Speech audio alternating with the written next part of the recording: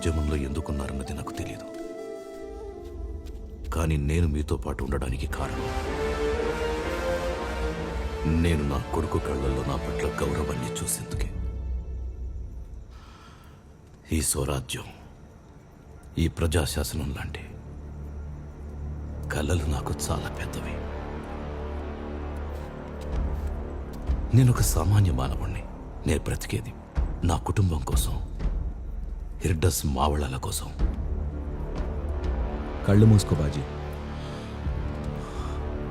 పర్వాలేదు, మూసుకో, కళ్ళు మూసుకో. నీ కొడుకు మహజ్జీని నీ కళ్ళ ముందుకు తీసుకునిరా. కళ్ళు మూసుకో. ఏ ప్రపంచంలో అయితే నీ కొడుకు పెరుగుతున్నాడో ఆ ప్రపంచం ఎలా కనిపిస్తుంది బాజీ? ఇప్పుడు ఎలా ఉందో అలాగేనా? తగాదాలు, వివాదాలు, గొడవలు, వాటిల్లో చచ్చేవాళ్ల మీద పందాలు, షరతులు, అగ్నిదహనాలు, లూటీలు, ఇంట్లో ఆడవాళ్లకి విశ్వాసం నశించడం, అక్కడ విదేశీయులకు బానిసలై పడి ఉన్నారు మన సొంత మనుషులు. ఇలాంటి ప్రపంచమా? అదే కనబడుతుందా బాజీ? ఎలాంటి ప్రపంచం కనబడుతుంది? లేక ఎంతో సుందరమైన ప్రపంచం కనబడుతుందా? అక్కడ మన ప్రజలందరికీ తమ హక్కులు సునాయాసంగా దక్కుతున్నాయా? ఒకవేళ పందాలు వేసుకుంటే అది సీతాకోక చిలుకల రంగుల్ని లెక్క పెట్టడానికి. అక్కడ మన శిరస్సులు వంగాయంటే మన తల్లిదండ్రులు ఎదుటే. అక్కడ ఆలయంలో దేవి, ఇంట్లో అమ్మ, తోబుటూలు సురక్షితంగా ఉండాలి. అలాంటి రాజ్యం మనం సాధించే స్వరాజ్యం. ఇక ఈ స్వరాజ్యంలో పెరిగి పెద్దవుతాడు నీ మహాజ్జీ. ఇలాంటి ప్రపంచమే కనబడుతుందా?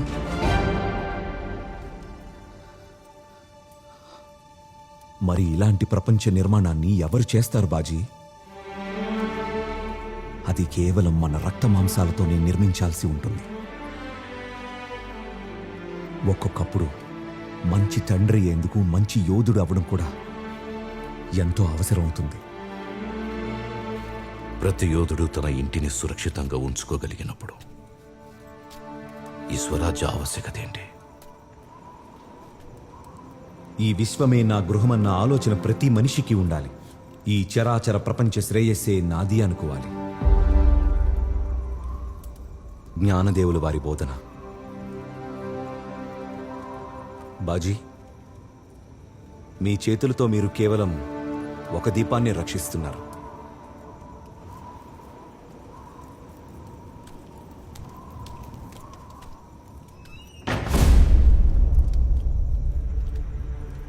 కానీ నేను ప్రతి ఇంట్లో ఉన్న తులసి బృందావనంలోని ప్రతి దీపాన్ని రక్షించాలి.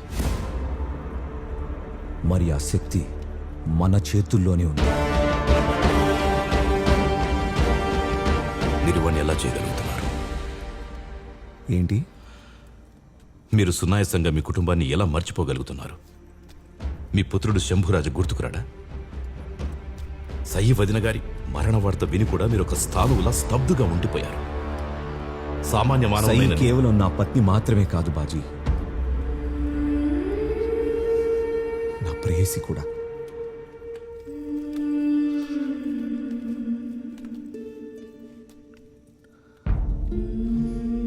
నా మొదటి ప్రేమ సయి, నా శ్వాస కూడా సయి. నేను దాన్ని కలుసుకునేందుకు రాజ్గఢ్కి వెళ్ళినప్పుడు ఆమె కళ్ళ కింద నల్లటి చారలు నాకు కనిపించాయి. తన గోళ్ల కింద రక్తపు చారలు. తన పాదాలు కంపిస్తున్నాయి. అవే ఆమె ఆఖరి క్షణాలు. తను నటించింది. కేవలం నేను నాకున్న లక్ష్యాన్ని విడవకూడదు అని. అప్పుడు ఆ క్షణంలో నేను తనతోనే ఉండిపోయాను. చర్మఘట్టంలో వీడ్కోలు పలికాను. నాకు తెలుసు ఇదే మా అంతిమ కలయిక అవబోతుంది అని. ఆమెను నేను మళ్ళీ ఎన్నటికీ చూడబోనని. నాకు తెలుసు నా ప్రేమ నాకు దూరం అయిపోతుందని.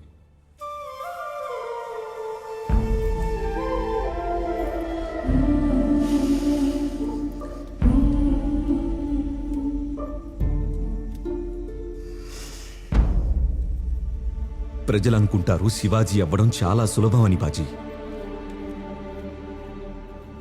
కొన్ని కాషాయ జెండాలు ఎగరేస్తే ఎవరైనా శివాజీ అవుతారు. వాళ్ళకు కనబడేది కరవాలాన్ని చేతపట్టి రణరంగంలో కథను తొక్కే శివాజీ మాత్రమే. కానీ ఈ శివాజీకి కూడా ఒక మనసుంది.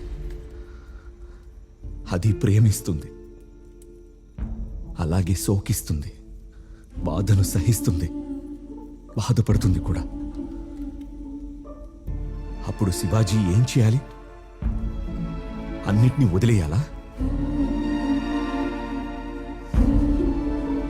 నేను కనుక ఇవన్నీ చేయకపోతే మరెవ్వరూ చెయ్యలేరు.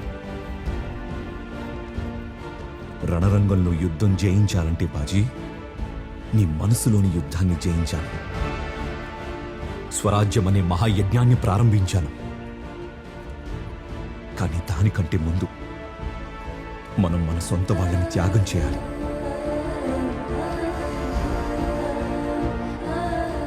నేను అదే చేస్తూ ఉంటాను.